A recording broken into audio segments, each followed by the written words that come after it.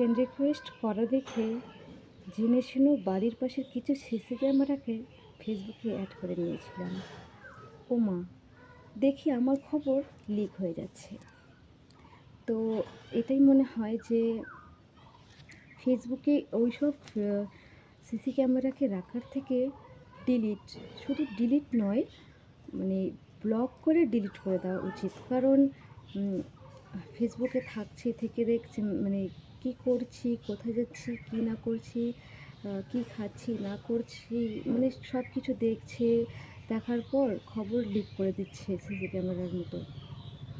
তো এটা মানে এটা এই ধরনের কাজ তখনই করে যখন অবশ্য আমাকে দেখে তাদের হিংসা হয়, আমাকে দেখে হিংসায় জ্বলে পুড়ে যায়, তখনই এই রকমের কাজ করে।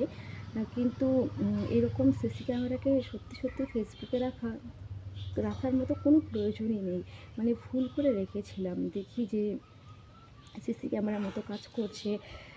তো সিসি ক্যামেরাকে দেওয়ালে দেওয়ালেই মানায়, ফেসবুকে নয়।